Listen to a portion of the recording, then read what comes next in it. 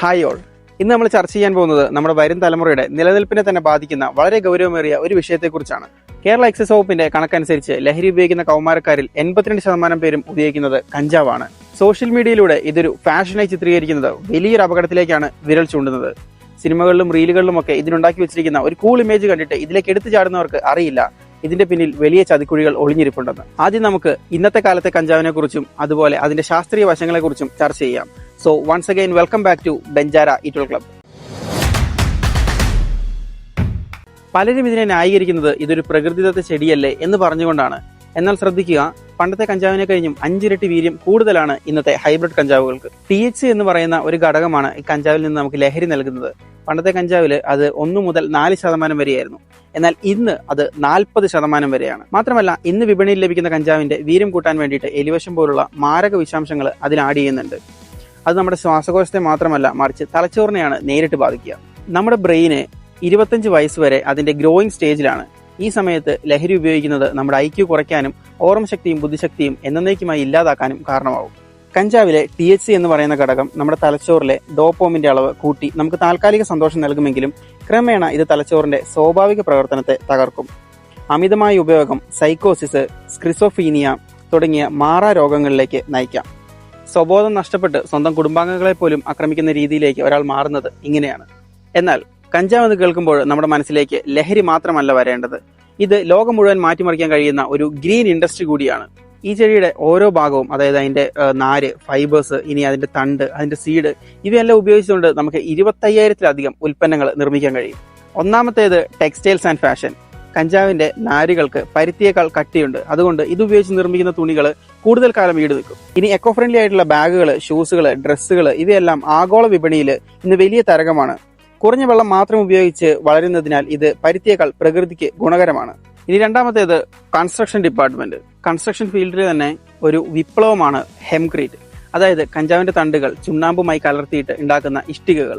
അവയ്ക്ക് മറ്റ് കോൺക്രീറ്റ് ഇഷ്ടികകളെ കഴിഞ്ഞും ഭാരം കുറവും എന്നാൽ ബലം കൂടുതലുമായിരിക്കും. ഈ ഇഷ്ടികകളുടെ മറ്റൊരു പ്രത്യേകത എന്താണെന്ന് വെച്ച് കഴിഞ്ഞാൽ ഇത് കാർബൺ ഡൈ ഓക്സൈഡിനെ വലിച്ചെടുക്കും. അതായത് ഇത് ശ്വസിക്കുന്ന വീടുകളാണ്.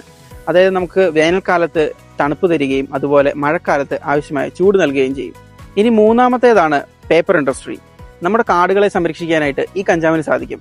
മരങ്ങളിൽ നിന്ന് പേപ്പർ ഉണ്ടാക്കണമെങ്കിൽ നമ്മൾ 20 വർഷം കാത്തിരിക്കണം. എന്നാൽ കഞ്ചാവിന് വെറും 4 മാസം കാത്തിരുന്നാൽ മതി. 1 ഏക്കറിലെ കഞ്ചാവിൽ നിന്ന് ഏകദേശം 4 ഏക്കറിലുള്ള മരങ്ങളിൽ നിന്ന് നമുക്ക് നിർമ്മിക്കാൻ കഴിയുന്ന അത്രയും പേപ്പറുകൾ നമുക്ക് നിർമ്മിക്കാൻ കഴിയും. അതുപോലെ ഇത് 8 തവണയെങ്കിലും നമുക്ക് റീസൈക്കിൾ ചെയ്യാനും പറ്റും. ഇനി നാലാമത്തേത് ഓട്ടോമൊബൈൽ ഫീൽഡ്. നിങ്ങൾക്കറിയാമോ, ഫോർഡ് കമ്പനിയുടെ സ്ഥാപകനായിരുന്ന ഹെൻറി ഫോർഡ് 1941 തന്നെ കഞ്ചാവിന്റെ നാരുകൾ ഉപയോഗിച്ചുകൊണ്ട് ഒരു കാർ നിർമ്മിച്ചിരുന്നു. ഇന്ന് BMW, ഔഡി തുടങ്ങിയ കമ്പനികൾ കാറിന്റെ ഉൾഭാഗത്തെ പാനലുകൾ നിർമ്മിക്കാനായിട്ട് ഈ കഞ്ചാവ് നാരുകൾ ഉപയോഗിക്കുന്നു. പ്ലാസ്റ്റിക്കിനേക്കാൾ ഭാരം കുറഞ്ഞതും എന്നാൽ അപകട സമയത്ത് കൂടുതൽ സുരക്ഷ നൽകുന്നതുമാണ് ഈ മെറ്റീരിയൽ. ഇനി അഞ്ചാമത്തേത് ആഹാരവും ആരോഗ്യവും. കഞ്ചാവിന്റെ വിത്തുകൾ അഥവാ ഹെം ഹാർട്സ് എന്ന് നമുക്ക് ഇതിനെ വിളിക്കാൻ പറ്റും. ഇത് പ്രോട്ടീന്റെയും ഒമേഗ ഫാറ്റി ആസിഡുകളുടെയും ഒരു കലവറയാണ്. നമ്മുടെ ഭൂമി നേരിടുന്ന ഏറ്റവും വലിയ പ്രശ്നങ്ങളിലൊന്നാണ് പ്ലാസ്റ്റിക് മലിനീകരണം. ഒരു പ്ലാസ്റ്റിക് കുപ്പി നമ്മുടെ മണ്ണിൽ ലയിച്ചു ചേരണമെങ്കിൽ 450 മുതൽ 1000 വർഷങ്ങൾ വരെ എടുക്കും എന്നാണ് കാണിക്കുന്നത്. എന്നാൽ ഇവിടെയാണ് ഹെം അഥവാ കഞ്ചാവ് ഒരു അത്ഭുതമായി മാറുന്നത്. കഞ്ചാവ് നാരുകൾ കൊണ്ട് ഉപയോഗിക്കുന്ന ബയോപ്ലാസ്റ്റിക് വെറും 3 മുതൽ 6 മാസം വരെ കൊണ്ട് തന്നെ മണ്ണിൽ ലയിച്ചു ചേരും. പ്ലാസ്റ്റിക് നിർമ്മിക്കുന്നത് പെട്രോളിയം ഉൽപ്പന്നങ്ങളിൽ നിന്നാണ്. ഇത് അന്തരീക്ഷത്തിലേക്ക് വലിയ തോതിൽ കാർബൺ പുറന്തള്ളുന്നു. എന്നാൽ കഞ്ചാവ് വരുമ്പോൾ അത് അന്തരീക്ഷത്തിലെ കാർബൺ ഡൈ ഓക്സൈഡിനെ വലിയ അളവിൽ വലിച്ചെടുക്കുകയാണ് ചെയ്യുന്നത്. അതായത് പ്ലാസ്റ്റിക് ഭൂമിയെ ചൂടുപിടിപ്പിക്കുമ്പോൾ കഞ്ചാവ് ഉൽപ്പന്നങ്ങൾ ഭൂമിയെ തണുപ്പിക്കാൻ സഹായിക്കുന്നു. മറ്റൊരു പ്രധാനപ്പെട്ട കാര്യം ഇതിന്റെ കരുത്താണ്. കഞ്ചാവ് നാരുകൾ കൊണ്ട് നിർമ്മിക്കുന്ന പ്രൊഡക്ട്സിന് സ്റ്റീലിനേക്കാളും പ്ലാസ്റ്റിക്കിനേക്കാളും 10 ഇരട്ടി ബലമുണ്ടെന്ന് പരീക്ഷണങ്ങൾ തെളിയിക്കുന്നു. ഇന്ന് നമ്മൾ ഉപയോഗിക്കുന്ന പേപ്പർ പ്ലേറ്റ്, ഡിസ്പോസിബിൾ കപ്പുകൾ, അതുപോലെ പാക്കിംഗ് കവേഴ്സ്, ഇവയെല്ലാം കഞ്ചാവ് കൊണ്ട് നമ്മൾ നിർമ്മിക്കുകയാണെന്നുണ്ടെങ്കിൽ നമുക്ക് പ്ലാസ്റ്റിക് ഇല്ലാത്ത ഒരു ലോകം സ്വപ്നം കാണാം. ഇനി അടുത്ത ടോപ്പിക്കാണ് മരുന്നും ലഹരിയും.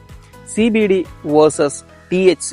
ഈ വിഷയത്തെക്കുറിച്ച് സംസാരിക്കുമ്പോൾ ഏറ്റവും കൂടുതൽ തെറ്റിദ്ധാരണ ഉണ്ടാക്കുന്ന ഒരു കാര്യമാണിത്. കഞ്ചാവ് ചെടിയിൽ 100-ലധികം രാസകണങ്ങളുണ്ട്. അതിൽ ഏറ്റവും പ്രധാനപ്പെട്ട 2 എണ്ണമാണ് THCയും അതുപോലെ CBDയും. THC അഥവാ ലഹരി, ഇതാണ് ഒരാളെ ഹൈ ആക്കുന്നത് അഥവാ അയാൾക്ക് ലഹരി നൽകുന്നത്. ഇത് അയാളുടെ തലച്ചോറിന്റെ കോശങ്ങളെ നേരിട്ട് ബാധിക്കുകയും സ്വഭാവം നഷ്ടപ്പെടുത്തുകയും ചെയ്യും. വിനോദത്തിനായിട്ട് ഉപയോഗിക്കുന്ന കഞ്ചാവിലെ ഇതിന്റെ അളവ് വളരെ കൂടുതലാണ്.